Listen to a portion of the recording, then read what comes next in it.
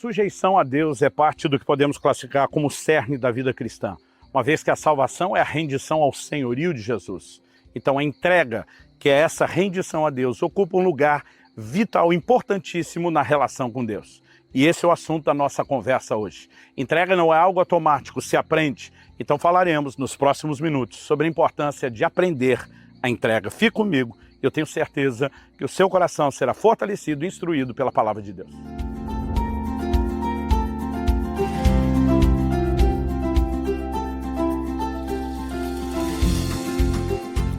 Estou hoje às margens do rio Tapajós, em Santarém, no estado do Pará, passando para trazer mais uma palavra ao seu coração. Vale destacar algo que precisa ser uma referência para mim e para a sua relação com Deus. A oração que Jesus, nosso Senhor, faz quando ele se encontra no Getsêmani.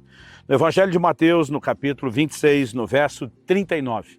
Nós vemos que Jesus prostrando-se, um ato de rendição, de submissão, de entrega, prostrando-se sobre o seu rosto. A Bíblia diz que ele ora dizendo: meu Pai, se é possível que passe de mim esse cálice, contudo, não seja como eu quero, e sim como tu queres. Nós encontramos aqui Jesus como homem, pleiteando algo, mas ao mesmo tempo ele declara: desde que isso não violente o teu plano, o teu propósito, a tua vontade. Ele disse: não, seja feita a tua vontade, não a minha. Se minha vontade estiver colidindo com a sua, eu me rendo, eu desisto, eu não vou lutar, que a sua vontade se estabeleça. Precisamos entender que Cristo é a nossa referência, o nosso modelo de fé e prática. A Bíblia diz que deve haver em nós o mesmo sentimento que houve também em Cristo Jesus. Que aquele que diz estar em Cristo deve andar como ele também andou. A Bíblia diz que ele nos deixou exemplo para que a gente siga as suas pegadas. E o que nós temos aqui não é apenas um registro da história, de um momento da vida, da cronologia, de Jesus. O que nós temos é uma instrução prática. É um modelo a ser seguido. Jesus nos ensina de uma maneira muito prática a importância da rendição. Nós precisamos conciliar, quando falamos do Evangelho, o que Deus deve fazer por nós, por outro lado, com aquilo que nós devemos fazer por Ele. É lógico que Deus tem feito promessas e que nessa aliança Deus também tem aquilo que Ele assumiu ser sua responsabilidade, mas isso não significa que o Evangelho tem essa perspectiva unilateral. Deus faz tudo por mim e eu não faço absolutamente nada por Ele. Aliás, isso fere terrível e gravemente o Evangelho. Eu vejo muita gente que na sua vida de oração não reflete o comportamento de Jesus. Eu tenho repetido a frase que oração não é apenas o meio através do qual nós conseguimos de Deus tudo aquilo que nós queremos. Se por um lado pode ter uma face de verdade nessa declaração, em contrapartida, para que a gente tenha a visão completa, deveríamos entender que no ambiente de oração, Deus também deveria conseguir de nós tudo aquilo que Ele quer. Porque a oração deveria ser parte de um ambiente de entrega, de rendição. Então, dito isso, eu quero em primeiro lugar destacar que nossa vontade muitas vezes pode entrar em conflito com a vontade de Deus. Em Tiago, no capítulo 4, por exemplo, a partir do verso 13 até o 15, a Bíblia diz: vocês que dizem, hoje ou amanhã iremos a tal cidade, negociaremos, ganharemos dinheiro, vocês deveriam dizer, se o Senhor quiser e se vivermos, faremos isso ou aquilo. Em outras palavras, Tiago está dizendo: ei, você não manda no seu nariz, você tem um Senhor, é a vontade dele que conta, não é a sua. Você não decide sozinho para onde vai, você não decide sozinho aquilo que você faz, você se rende a uma vontade que é maior, que é superior à sua. Isso me ensina verdades práticas. Primeiro, a vontade divina deve vir antes dos meus próprios planos. Segundo, há uma vontade divina que é para a nossa vida pessoal, não é só aquele plano geral. Deus deseja que todos se salvem, ok, isso é para todo mundo, mas tem aspectos onde eu vou morar que na minha vida essa vontade se manifesta de uma forma e na sua vida de outra. Terceiro lugar, eu posso e até devo planejar, mas devo sempre depender de Deus para se esse planejamento vai se cumprir ou não e se Deus vai intervir a favor ou contra aquilo que eu planejei. Em quarto e último lugar, nem sempre saberemos a vontade de Deus. Há momentos onde essa vontade vai se estabelecer, não porque Deus nos comunicou para que a gente escolha andar naquilo que Ele já apontou. Há momentos onde a atitude de rendição, de uma oração de sujeição e de entrega, permite que Deus nos conduza por si mesmo ao lugar que Ele planejou.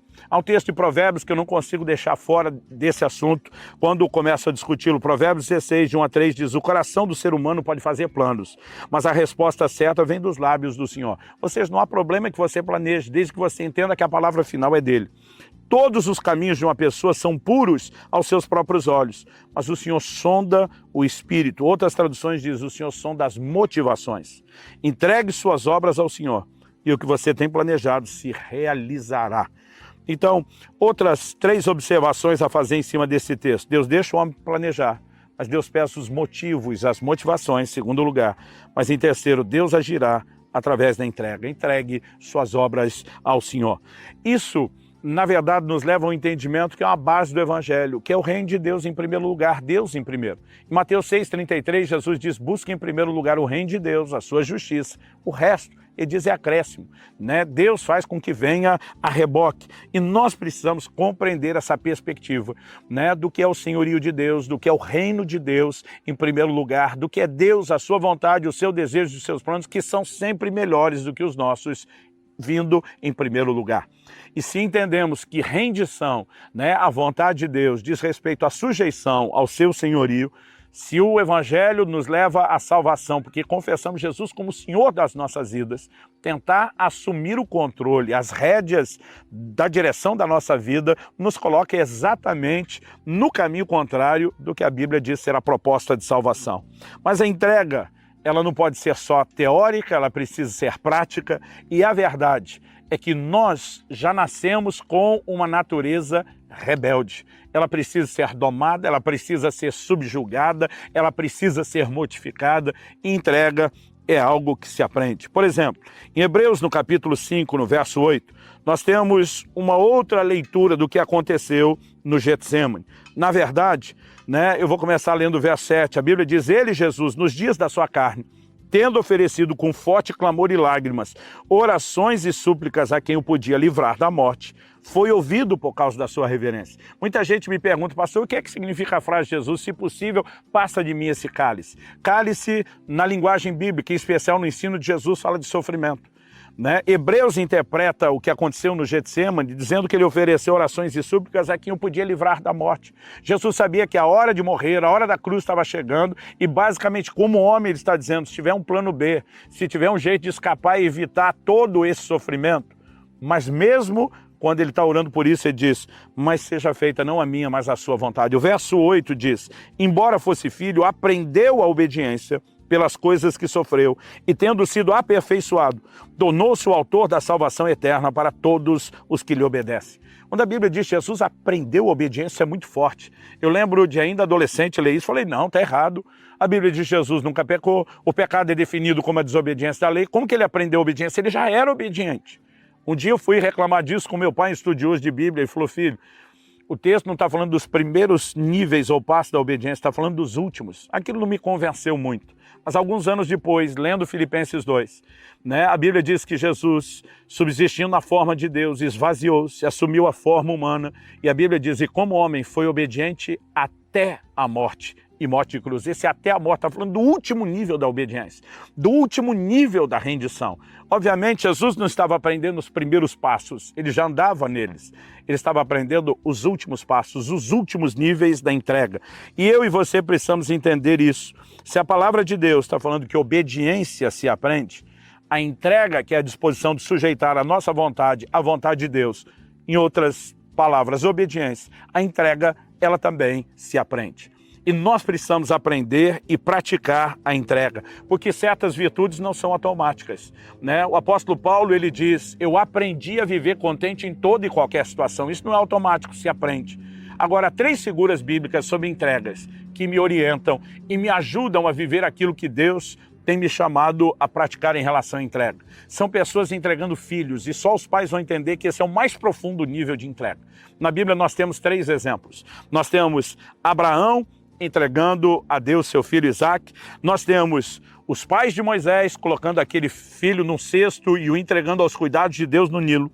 E nós temos Ana, mãe do profeta Samuel, que consagra e entrega seu filho ao Senhor. A diferença entre cada um desses episódios é que a entrega de Abraão é aquela que Deus pede. A entrega dos pais de Moisés é o que eles decidiram, Deus não pediu, e eles é que ofereceram. e nós temos a entrega de Ana. A entrega de Ana é aquela que Deus provoca. A Bíblia diz que Deus cerrou a madre de Ana para que ela não pudesse ter filhos. Naquela situação, ela simplesmente disse: se o Senhor me der um filho, é seu. O Deus que cerrou a madre agora abre. Então diz: ok, estou te dando um filho, me devolvo. Essa é a entrega que Deus provoca. Não importa qual nível. Se é algo específico que Deus nos pediu, se é algo que nós decidimos por nós mesmos, se é uma entrega que Deus provocou usando circunstâncias, a entrega precisa ser praticada. E à medida que praticamos, crescemos nela, nós aprendemos a ter o coração correto e a nos render plenamente ao Senhor. Eu ouvi a respeito desses 3 níveis de entrega no início da minha caminhada com Deus, através do querido e saudoso pastor Francisco, que foi uma grande influência na minha vida. Eu confesso que muitas vezes eu tive que praticar um nível de entrega parecido com a de Abraão. Deus pediu algo, era custoso, dolorido e precisávamos de um ato de fé pensando: Deus sabe o que faz, Ele nunca está pedindo de nós nada para nos prejudicar.